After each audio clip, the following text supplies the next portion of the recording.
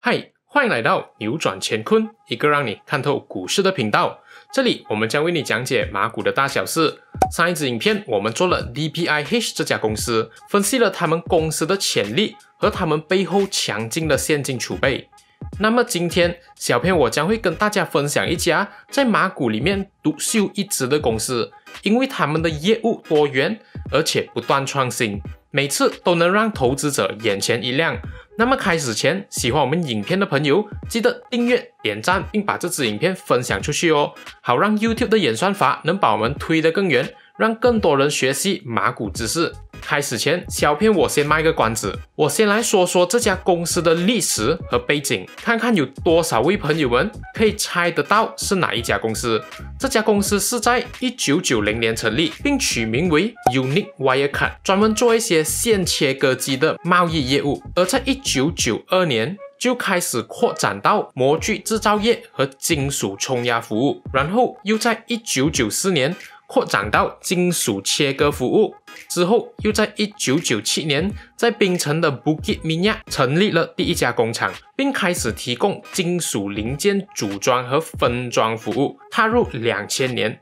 他们又逐步转型成为综合工程资源服务提供商，提供精密机械的制造，并开始踏入半导体行业。而在2007年，他们又前进一步，将业务扩展到生命科学和医疗技术行业，制造与医学有关的等等产品。之后在2014年，他们又开始涉及重型设备行业，制造一些吊车和大型金属零件。说到这里，相信很多人应该都知道我在说哪一家公司了。没错，它就是之前影片说过的 UWC。那么很多人就会好奇，为什么小片我需要大费周章的来说这一家公司的背景呢？其实从它的公司历史就能看得出他们如今成功的原因，因为他们从一家线切割机的贸易做到今天的半导体和生命科学与医疗行业，可见得公司不是一家传统的公司，他们一直都在不断的勇于创新，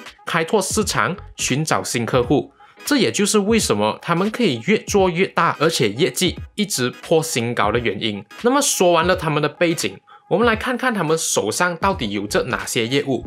今天小片我将会带你们深入了解。首先简单来说， UWC 是一个代产商 Contract Manufacturer 还是 Full Turnkey Assembly， 这个我已经在之前的影片说过了，有兴趣的朋友们可以之后再回去看一看。那他们涉及的领域就有半导体、生命科学与医疗设备和重工业。那么我们先来说说他们的 Semiconductor 半导体领域，他们的产品就有 Tester Platform， 主要是用来测试晶片，比如说电脑、电子产品和电子汽车的晶片等等。那第二就是 Test Handler， 主要是用于转移晶片到测试机器上，因为有一些晶片是不能用人手触碰的。那么第三就是 Frequency Tester， 主要是用于 5G 信号的安全与性能测试，而这些都是一些 UWC 在生产的产品。那么接下来就是他们的生命科学与医疗行业，关于这个，他们现在主要是在为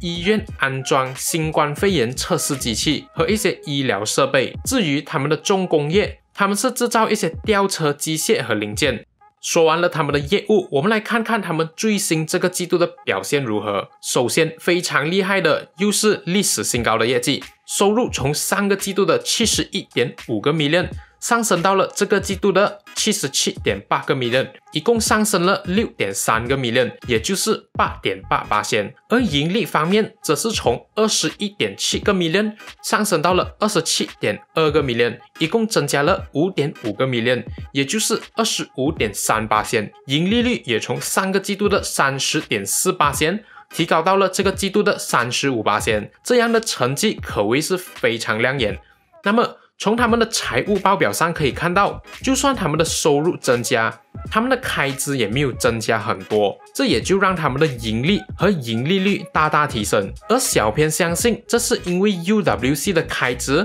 是体现在了前几个季度，因为他们先是与客户签署合约，然后进行研究和制造，而开支就可能是一些机械，而这些开支都花在了之前的季度，而现在生产出来的产品开始交货了，收入才体现在这个季度上。那么接下来我们也看到这个季度他们的 PPE 是有所提升的，大约增加了7个 million， 也就是说公司是有在扩张的。而从他们的 cash flow statement 也看到他们花了13个 million 在购买 PPE。 接下来我们来看看他们的债务如何。首先他们的短期债务只有 1.7 个 million， 而长期债务是 1.8 个 million， 而现金储备却高达62个 million， 可谓是稳稳的净现金公司。 Gearing ratio 方面也是属于偏低，基本上没有什么问题。那么我们就来看看 UWC 的利好，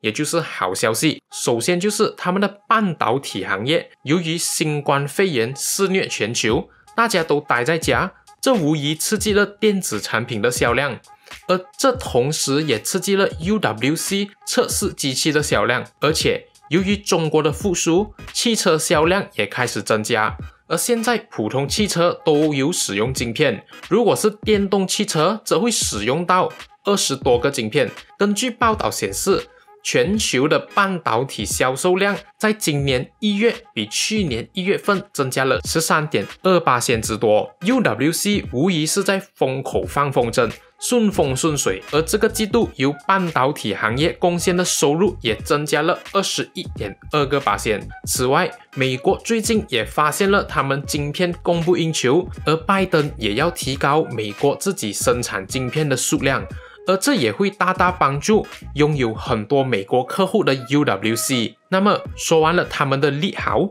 我们来说说他们的利空，这里就要说到他们的生命科学和医疗行业。由于现在他们主要是做 COVID test 的机械安装，但是如果未来疫情不在了，这会否把 UWC 的收入拉低呢？那么如果他们没有寻找新的客户的话，这个业务的收入很有可能就会下降。但是以 UWC 的作风，小编觉得他们一定会继续开拓这个市场，而且公司也表示他们有在积极的寻找新的客户，而且他们有着先进的设备和经验，所以他们还是占据了这个优势。之后公司对他们未来的展望还是保持着乐观的态度看待，因为在这个经济复苏的环境下，最吃香的就是 5G、 电子汽车和智能医疗设施，而 UWC 他们都有涉及这些领域。而且在未来展望中，他们有提到他们现在的客户订单是越来越多，因为现在越来越多的东西都会用到半导体晶片，而且他们也在积极的提高他们的水准，以生产更高端的电子产品。那么至于他们投入哪一些的升级，你们可以到之前的影片了解。那么关于他们的生命科学与医疗业务，他们表示由于现在疫情严峻，估计安装 COVID test 机械的收入还能够满足未来几个季度。而且 UWC 有说到，疫情后的未来将会是 IOMT Internet of Medical Things 的世界。简单来说，就是医生和人们可以依靠电子产品和数码化来让医生更了解自己的病患，并且时刻监视病人的病情，而这些机械和晶片都是 UWC 的强项。那么你们喜欢 UWC 这种不安于现状、勇于创新开拓市场的作风吗？还有你们觉得他们的业绩会一直破新高到哪个季度呢？然后现在出了那么多业绩，如果你们想要小编我分析哪一家公司，只需要 like 这支影片，然后到留言区告诉小编哦。下期更精彩，请敬请期待，谢谢大家的收看。